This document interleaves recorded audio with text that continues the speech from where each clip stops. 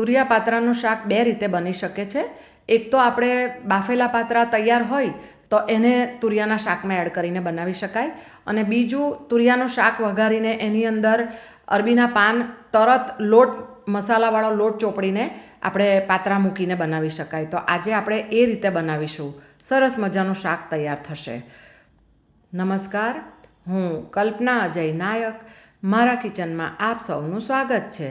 સૌથી પહેલાં તો આપણે લોટ ચોપડીને તરત પાત્રા બનાવવાના હોય ને, તો એને માટે આ રીતે નાની સાઇઝના પાત્રા લેવાના. તમે જોઈ શકો છો, અમુક પાત્રા તો હાથની હથેળીમાં સમાઈ જાય ને એટલા નાના છે અને બિલકુલ કુમળા છે. તો એને આપણે 2 થી 3 વખત પાણી વડે સારી રીતે ધોઈ લીધા અને હવે સાફ કિચન નેપકિન વડે કોરા કરી લેવાના. જુઓ, હાથની હથેળીમાં સમાઈ જાય એટલા નાના છે. તો એને સારી રીતે કોરા કરી લઈએ. અને આ વજનમાં 250 ગ્રામ પાત્રા લીધા છે અને એની દંડી જે છે ને તે એકદમ કુમળી છે, એટલે એની નસ કાપવાની જરૂર નથી પડતી. તો આ રીતે તૈયાર કરી લીધા. હવે એક મસાલો રેડી કરીએ. તો પાનમાં 1 ટીસ્પૂન આખા ધાણા, 1 ટીસ્પૂન વરિયાળી, ½ ટીસ્પૂન મરી, 3 થી 4 લવિંગ અને 2 નાની તજની લાકડી છે. એને મીડિયમ ફ્લેમ રાખીને શેકી લઈશું. થોડી શેકાવાની સરસ સુગંધ આવવા માંડે ત્યાં સુધી શેકવાનું છે. અને તમે કોઈ પણ વાનગીમાં આ રીતે મસાલા શેકીને ઉમેરો ને તો એનો સ્વાદ જ બદલાઈ જાય, બહુ જ સરસ ટેસ્ટ આવે. તો ઠંડુ પડે એટલે ખલમાં દરદરું વાટી લેવાનું છે. સાવ બારીક પાવડર નથી કરવાનો, એ ખાસ ધ્યાનમાં રાખવાનું છે. જુઓ, આ રીતે મેં ક્રશ કર્યું છે. તો હવે પાત્રા માટેનો લોટ રેડી કરીએ. તો મેં એક નીચે બાઉલ મૂક્યું છે, ઉપર ચાળણી લીધી છે અને 2 કપ ચણાનો ઝીણો લોટ અને ½ કપ ચોખાનો ઝીણો લોટ લઈશું અને બંને લોટને આપણે સારી રીતે ચાળી લઈશું. અને ચાળી લીધા બાદ હવે એમાં મસાલા કરીશું. બીજા એક મોટા બાઉલમાં લીધો છે. તો ખલમાં જે મસાલો વાટ્યો એ ઉમેર્યો. ½ ટીસ્પૂન હળદર, 2 ટીસ્પૂન ધાણા જીરું, ½ ટીસ્પૂન લાલ તીખું મરચું, 1 ટેબલસ્પૂન ક્રશ કરેલા શિંગદાણા, 1/4 ટીસ્પૂન જેટલી હિંગ ઉમેરી છે, 2 ટીસ્પૂન સફેદ તલ છે અને 1/8 ટીસ્પૂન જેટલો ખાવાનો સોડા ઉમેર્યો છે. અને સ્વાદ પ્રમાણે મીઠું ઉમેરીએ.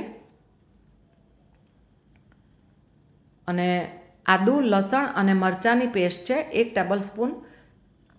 આમાં આદું અને લસણનો આગળ પડતો ટેસ્ટ બહુ જ સરસ લાગશે, થોડી વધારે છે 1 ટેબલસ્પૂન કરતાં. અને કાશ્મીરી લાલ મરચું છે 1 ટેબલસ્પૂન. અને આ 4 નાના ટુકડા આંબલીના મેં પાણીમાં પલાળી રાખ્યા છે. તો પાત્રાની અંદર ખાસ કરીને ખટાશ અને ગળપણ બંને હોય છે. તો હવે મોણ ઉમેરીશું. તો લગભગ 4 ચમચી જેટલું મેં તેલ ઉમેર્યું છે અને સારી રીતે મિક્સ કરીશું. અને તમારી પાસે જો આંબલી અવેલેબલ ના હોય ને તો તમે લગભગ 1 થી 1.5 જેટલો લીંબુનો રસ ઉમેરી દેજો, એટલે કે 1 ટેબલસ્પૂન અને બીજો ½ ટેબલસ્પૂન. હવે ગોળ ઉમેરીશું, 2 ટેબલસ્પૂન જેટલો છે. આ મારો દેશી ગોળ છે. અને આંબલીનો પલ્પ ઉમેર્યો, લગભગ 4 ચમચી જેટલો છે. સારી રીતે મિક્સ કરીશું. અને આ ગુજરાતી પાત્રા મીઠા તીખા એવા હોય છે, સરસ. હવે પાણી ઉમેરીશું. તો આ 1 કપ લીધું છે. થોડું થોડું ઉમેરતા જઈએ અને સાધારણ નરમ રહે એવો લોટ આપણે રેડી કરવાનો છે. અને આવી અવનવી વાનગી જોવા માટે તમે આ ચેનલને સબસ્ક્રાઈબ ના કરી હોય તો ચોક્કસ કરજો અને બેલ આઇકોન જરૂરથી પ્રેસ કરજો, કે જેથી મારી દરેક નવી રેસીપીનો વિડીયોની તમને જાણ થાય અને તમે રેસીપી તરત જોઈ શકો. તો આ રીતે તૈયાર કર્યો છે અને 1.5 કપ પાણી મેં વાપર્યું છે. હવે આ 500 ગ્રામ તુરિયા લીધા છે, એની છાલ ઉતારીને આ રીતે સહેજ મોટા ટુકડામાં કટ કરીને પાણીમાં રાખ્યા છે. અને તુરિયા ચોક્કસ કાપતા પહેલાં ચાખી લેવાના, કે જેથી કડવા હોય તો આપણે એને દૂર કરી શકીએ. હવે આદું, લસણ અને મરચાંની પેસ્ટ છે મારી પાસે, એટલે હું પેસ્ટ લઉં છું. તો લગભગ 1.5 ટેબલસ્પૂન જેટલી છે. તમારી પાસે પેસ્ટ ના હોય ને તો 2 થી 3 તીખી મરચી, 3 આદુના ટુકડા અને 8 થી 10 લસણની કળી લઈ લેજો. ½ કપ જેટલી કોથમીર લીધી છે અને 5 થી 7 ફ્રેશ કઢી પત્તા અને 1 ટેબલસ્પૂન જેટલું મેં ફ્રોઝન ફ્રેશ લસણ છે તે ઉમેર્યું. અને સાધારણ મીઠું અને 1 ટીસ્પૂન જેટલો લીંબુનો રસ અને 1 ટેબલસ્પૂન પાણી લઈને આ પેસ્ટ બનાવી લઈએ અને એને બાજુ પર રાખીશું. હવે આપણે પાત્રાને ચોપડી લઈશું. આપણો લોટ પણ રેડી થઈ ગયો છે. તો એક એક પાત્રું લેવાનું છે. આપણે જનરલી પાત્રાને બાફીએ ને ત્યારે એકની ઉપર એક એમ કરીને 3 થી 4 પાત્રા લેતા હોઈએ છીએ અને મોટી સાઇઝના હોય છે. પરંતુ આપણે આ પાત્રાને ડાયરેક્ટ તુરિયાની અંદર મૂકવાના છે. તો એક એક પાત્રું આ રીતે એના ઉપર લોટ લગાવવાનો છે. જુઓ, આ રીતે વાળી દેવાનું સરસ. બીજું પાત્રું લેવાનું અને બીજું પાત્રુંને પણ આ જ રીતે સરસ ચોપડી લેવાનું અને વીંટો કરી દેવાનો. નાના નાના પાત્રાના વીંટા થશે.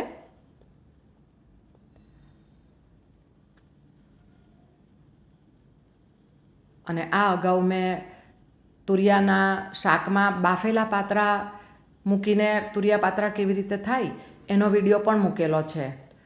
અને બાફેલા પાત્રા અલગથી, વટાણા મેથીના પાત્રા તથા તેલ પાણીના ઉછાળેલા પાત્રા કેવી રીતે થાય કે જે આપણા દાદીમાં બનાવતા એનો વિડીયો પણ મૂકેલો છે. તો આ રીતે મેં બધા પાત્રાને બનાવી લીધા છે અને થોડા પાત્રા મેં ચોપિંગ બોર્ડ પર 5 થી 6 જેટલા અલગ રાખ્યા છે. એનો ઉપયોગ પાછળથી કરીશ તમને. તો હવે શાક બનાવવા માટે એક જાડા તળિયાવાળો કુકર લીધો. એમાં લગભગ 4 ચમચી જેટલું તેલ મૂકીશું.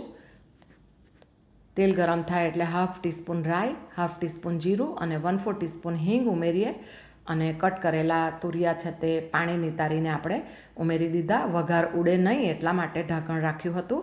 તરત લઈ લેવાનું અને હવે આપણે જે ગ્રીન પેસ્ટ તૈયાર કરેલી એ ઉમેરી દીધી.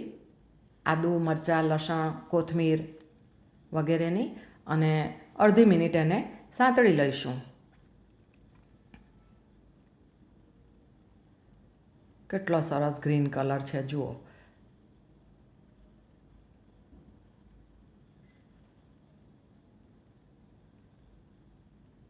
હવે 1/2 ટીસ્પૂન હળદર ઉમેરી અને ધાણા જીરું છે 2 ટીસ્પૂન અને મીઠું પાત્રામાં પણ આવશે એટલે થોડું સાચવીને ઉમેરવાનું. ગ્રીન પેસ્ટમાં પણ થોડું લીધું હતું, એને ધ્યાનમાં રાખીને ઉમેરજો અને મિક્સ કરીશું.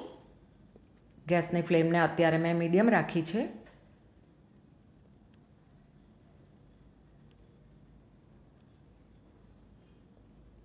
હવે પાણી ઉમેરીશું.